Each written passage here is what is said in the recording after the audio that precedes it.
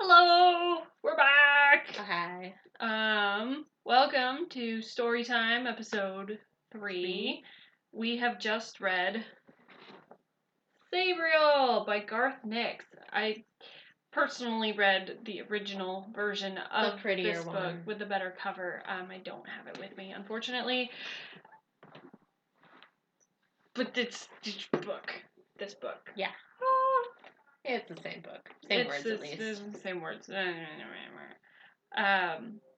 I had never read it before. Sort of a first time around thing. I probably should have read when I was 14 and just somehow missed completely. Karen. You did that, yes.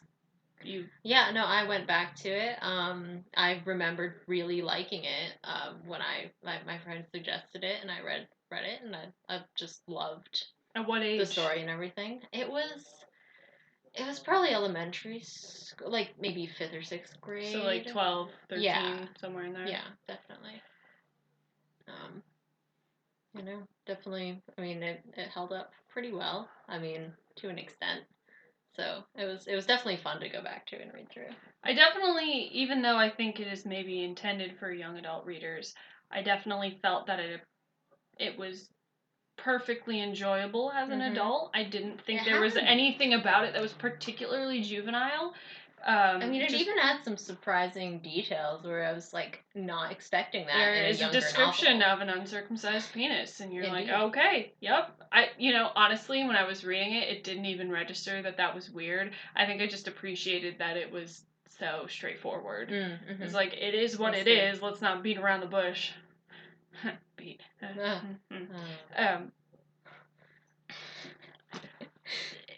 Yeah, I mean, the mechanics, it was clear, pretty straight. I mean, I enjoyed the writing style. I think Nix did get caught up.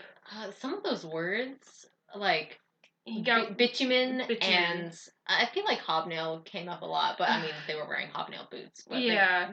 It felt like they went really. It definitely felt like he got really excited about like the cracked bitumen or the archaic or something. The bitumen parade ground. Oh yes, that. Yes.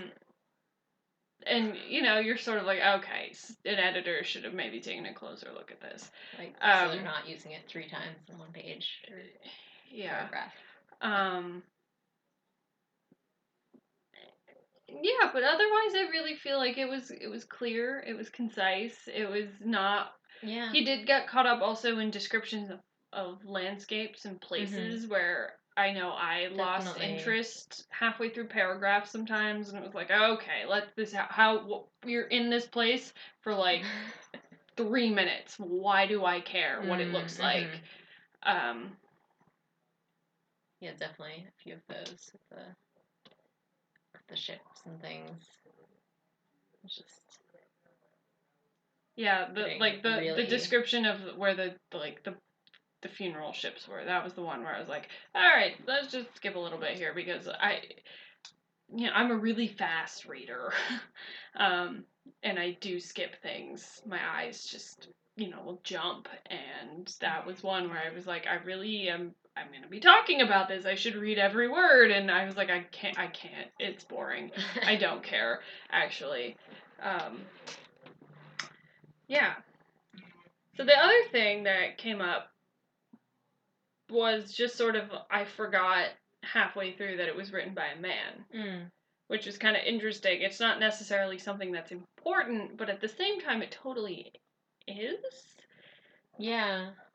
It's kind of, I was thinking about that a little bit as I was reading it. Like, I feel like there's a lot of mention sometimes, they're very pointed about how certain characters, like not main characters, but like they mentioned the regent was a woman and stuff, and like basically you couldn't assume that it was a man. Which is great. Yeah. You want a male author, and this was written in, what did we say, 1995, 20 years old. Yes. You don't want to be able to tell what gender your author is. It shouldn't matter, right? But obviously it does. Well, right. We live in the world that we live in. But I did sort of, once I realized that, I was like, wait, this is actually, it is written by a man. You realize that, a man writing a female character is going to be tricky. Yeah. Because our brains just do work differently a little bit. And I feel like there was there was very little attention paid to Sabriel's character as a person. Yeah. And he mentioned things like schoolgirl friends and like going through puberty, and is sort of like a wait, like these are things that happen to women. They have schoolgirl friends and they have puberty and they have feelings about and they these have things feelings that happen to them. And there we go. There, good. I mean, yeah. Right. And you'll never know if I was a man writing this girl. Like, okay. Like, I feel like, you were saying that her character is, yeah, well, I mean, especially at the beginning of the book where it's just her walking through stuff and she's just, I don't know, like, she doesn't have much presence, like, especially since she's not interacting with anyone. And it does mention things like how she's worried about what happened to her father and stuff, but it didn't feel very, I don't know, it just felt kind of shallow. Like, oh, this is how she should feel about these things. Yeah, and yeah, again, like the mention of like her dearest schoolgirl friends whom she's known all her life, and you're like, give us some of them, give us some of who she is with her. She's grown up in this place her whole life, and suddenly she's just willing to walk away and walk into the old world, like, or the old kingdom. Like who. She should have feelings about it. She should be more concerned. Right. And she is concerned, but she's concerned about her father, and she's concerned about her life being in danger. But she isn't concerned, she isn't having that, like the life I'm leaving home for the first time ever, and it's no big deal. And you're like, it would be a big deal. No matter who you are, where you are, like, your friends would wish you goodbye, And she left in the middle of, like, whatever, a sleep spell, but still, it's like she had no attachments to anyone, is the way it came off in the book. I agree. I mean, like, it mentions, basically her character at the beginning is like, she has good marks in school and she's a prefect. And she's really good at magic and stuff. And she has etiquette class where they drink a lot of tea. And it makes mention of, I don't know, like the time that she and her friends tried alcohol and stuff. It's like, it's so lightly touched upon. It doesn't really. Which then is juxtaposed to the person she does become attached to, whom is, and this is mentioned a couple times, that she was looking forward to, after she graduated, to traveling to some of the bigger cities in Ancelstier, to meet boys. And so, obviously, the first man she meets in the Old Kingdom is destined to be her love interest. The first guy that she meets, who is, magical and powerful and whatever, and important to, whatever, everything. And, yes, of course they're gonna fall in love because she's the girl and he's the guy, and they know each other. I don't know, I estimated that her journey took like 2 to 3 weeks, maybe. Couple weeks. It's not long enough. And he has this whole moment where at the end he's like, I think I'm in love with you. And she's like, I think I love you too. And you're like, you don't even fucking know each other. No. You have been through a lot together, and I could understand physical attraction, absolutely.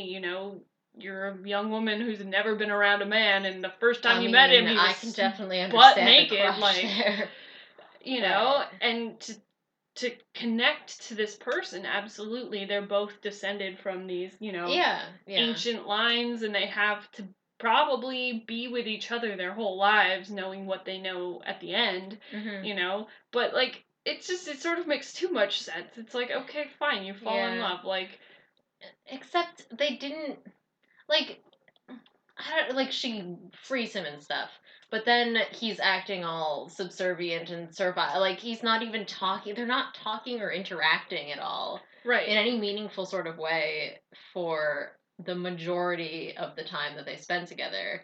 Like, because, like, they immediately get on a boat and go up the coast, and apparently he's, like, not talking to her at all. Right. And then suddenly they're like, oh, this person is a boy, and that person is a girl.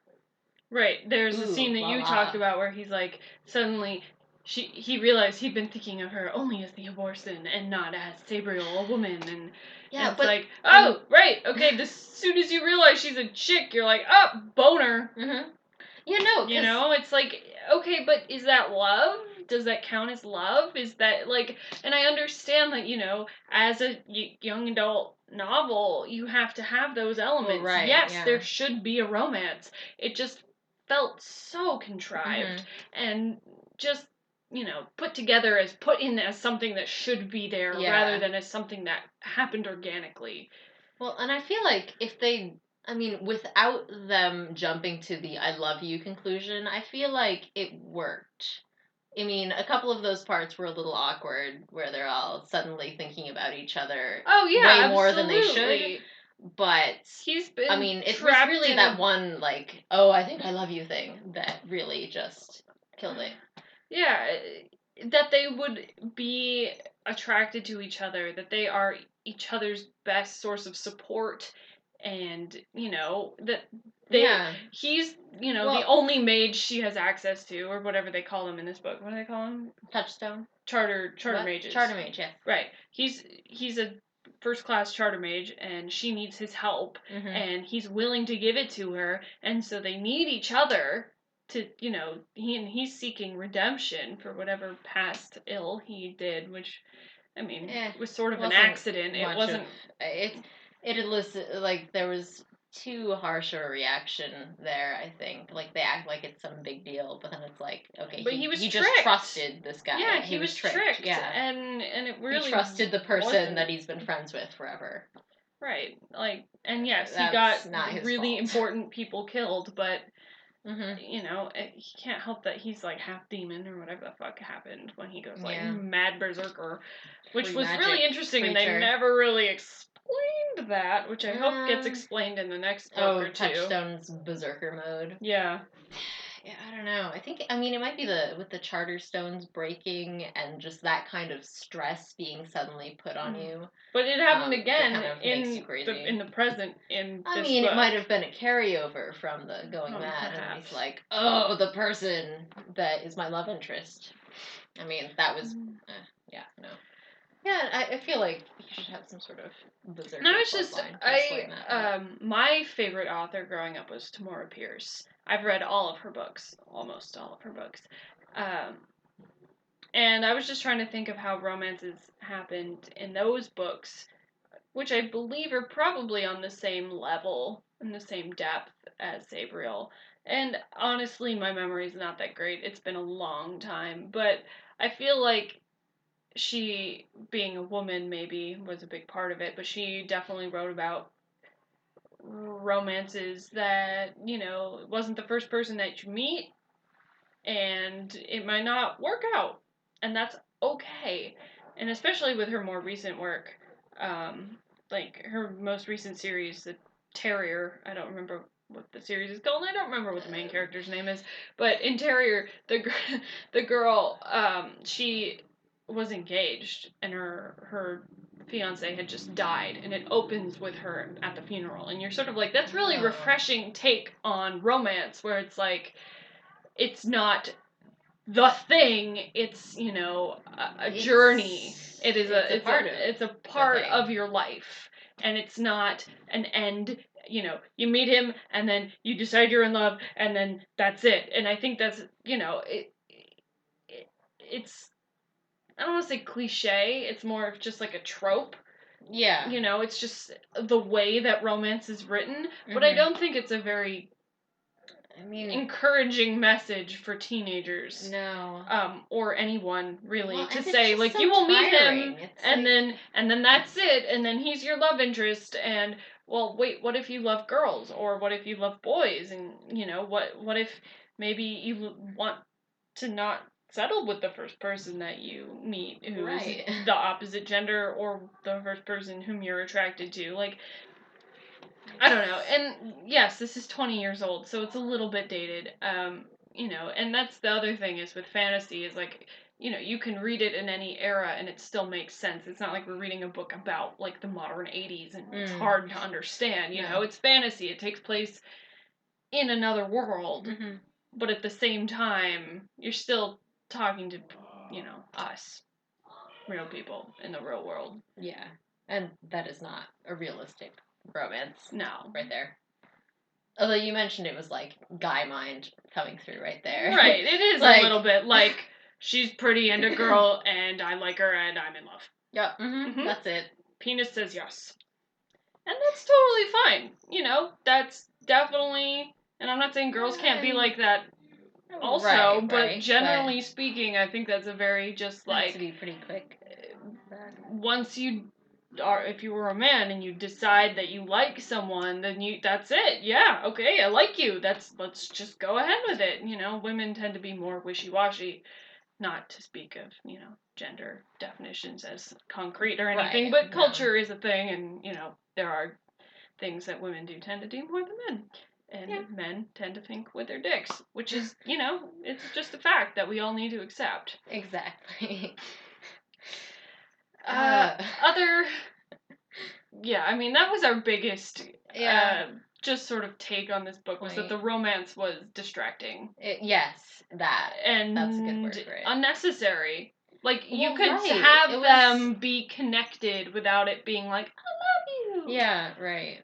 Obviously, they've been through this thing that is horrendous, and that the fact that Touchstone, it was his childhood friend and brother, that they were actually half-brothers, and they probably both knew it without maybe ever being able to admit to it. Right. And that Roger,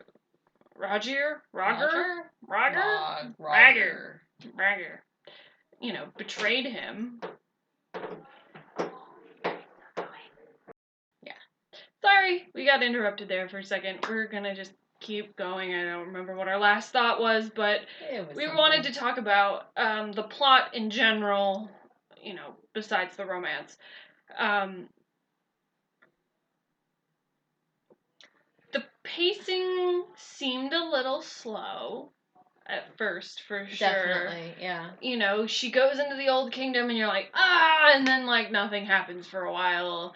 And and then she's being chased, and you're like, action! And then it's like, okay, and then it slows down for a while, and because you don't, as far as she's going to rescue her father, and you sort of know that it's bigger than that, but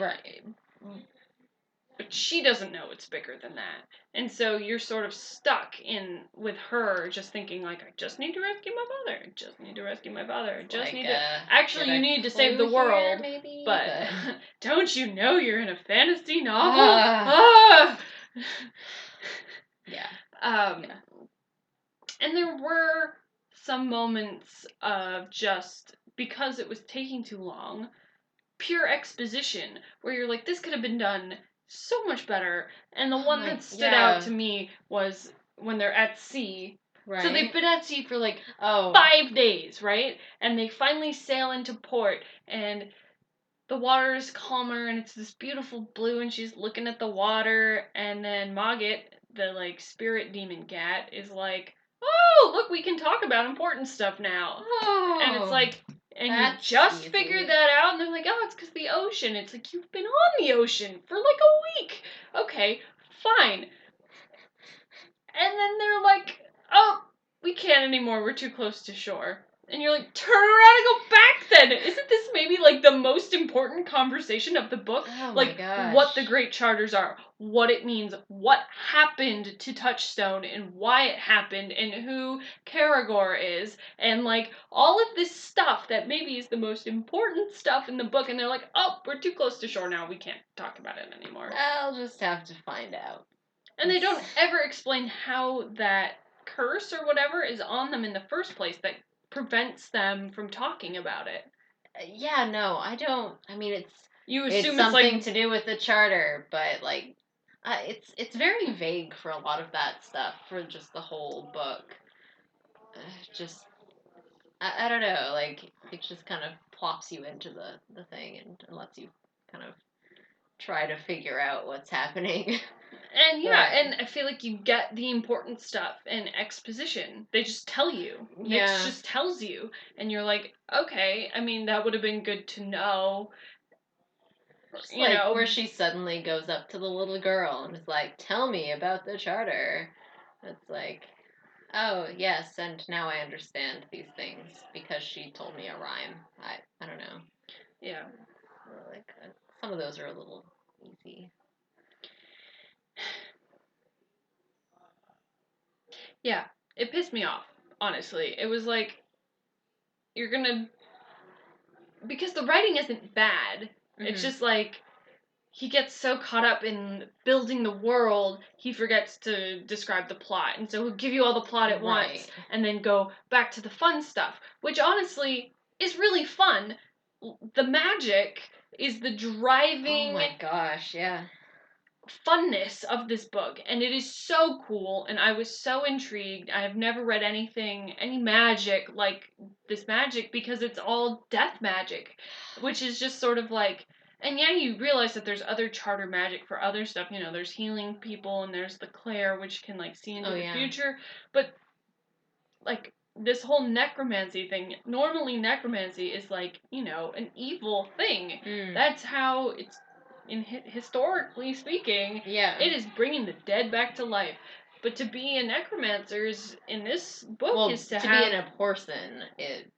I mean, because there are necromancers who are evil. And to be the person is to be one who protects the living from the dead. Yeah. And it's a real fear. The river is so... I mean, that just whole... all of it's so cool. Like... it's very... like, it's... What did you say? Like, Sabriel was created as a character to like, describe, to carry this magic for the reader. Definitely getting that a lot. Like, at the beginning of the book, it's like, she doesn't have much presence as a character, but she can take us into death. Bring us, like, through this really awesome world and, like, the story with all just the magic, No. And the bells, like using sound as the way to as your expression of magic, to use sound and singing and whistling, and it comes across, and I feel like that's where his touch is lightest. He never says, he never goes into too much detail to make it seem heavy, and it's always just sort of, you can just imagine it, if you hear it without knowing, your brain makes it for you, and he delivers that perfectly. I think it's really well done. And just sort of, death itself, the rivers and the gates, and especially at the end when she goes all the way to the fifth gate, and then you see it all, like, and so, it's very, and the fact, and I always thought it was sort of interesting that in the opening scene, she's bringing a dead rabbit back to life. Like, the rabbit was killed, and she just brings it right back. Yeah. And you're sort of like, that should be against, some kind of law, but it isn't. That little just sort of... I mean, it kind of is. Like, she wasn't really... She mentioned she wasn't supposed to do that kind of thing. I know, but, like, she is powerful enough that there is... For that little thing, there's no repercussion. Yeah, right. And you're sort of like, that's impressive. Mm-hmm. Or even binding a dead spirit to your will isn't seen as, like, a bad thing necessarily. Mm-hmm. It's just something that necromancers can do. Right. Yeah, I mean, how did you feel about Mogget? I mean, I liked him. But he's a catch. At the same time, of course you like him. Exactly. But then he turns into this big evil monster thing, which, what is this blood price that he's requiring? Is it just for all the years of servitude? And then a person was going on about how he's the wall maker relic or something. I don't know. So I don't really know what he is, but I mean, I like I felt like I really liked the detail with the ring and the collar. Oh, and that, even if you allow Mogget to become a demon, that there's always a catch. Like you could always restrain him. You have that well, and he Sabriel has the tools to do that, right? Like, and just remember the ring. You'll know when to use it. Yeah, and it's sort of like even when things are at their worst, there's still a way out, and that's like built into the whole system. Yeah. But like at the end, oh my gosh, with the other cats, like using the different bell. Right. Yeah. I mean, with Mogget ultimately being the one who defeats Karagor. And that you still wonder at the end, like, is he good? Is he bad? What does he want? Right. I don't know. His character was probably the most enigmatic, which is probably on purpose. And the one other thing probably that I had a critique of was, and we sort of talked about this, but just Sabriel should have reacted more. She comes from a modern world. And I really wanted to see more interplay, which you get a little bit at the end, between Old Kingdom and Ancelstair. Like the government and whatever in Ancelstair denies that charter magic exists when it obviously does on their northern border. So, it's sort of that, like, how do people think about it? How do people react to it? And to have, like, a prince from the Old Kingdom just walking around with the army in Ancelstair, and you're like, do people not, react to that at all? Everyone just sort of is like, oh yeah, we'll help you because the dead are coming. But, these people don't know. Well, right, yeah. And, he sets it up so it's like, well, they remember the old stories. And it's like, that's way different than being like, there is an army of dead things coming to get you. And I wanted more reaction, I guess, between the two worlds because they are so different. One is basically a medieval society versus a modern one. They shouldn't really be able to communicate very well.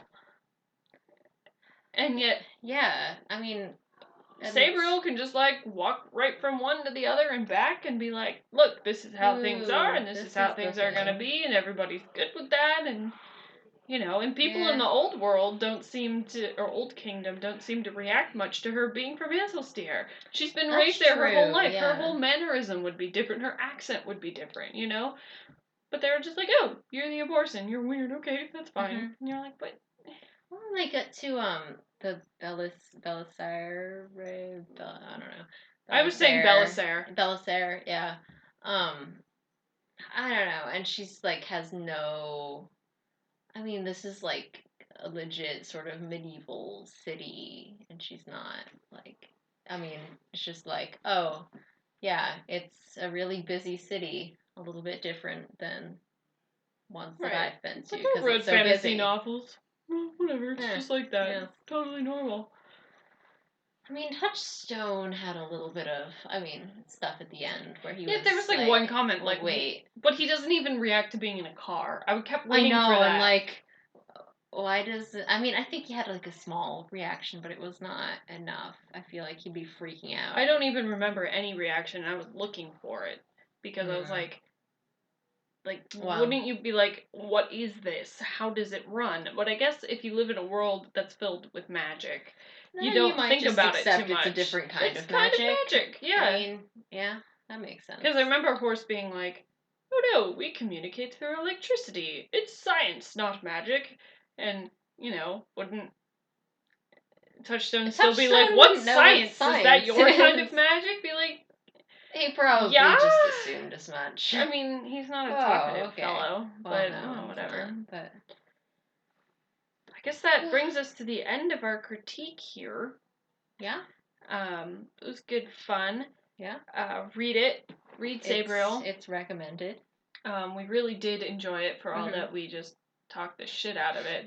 I mean, it's those are one of the those best things you books. should have read when you were 14, you know, so read it now. It's not too late.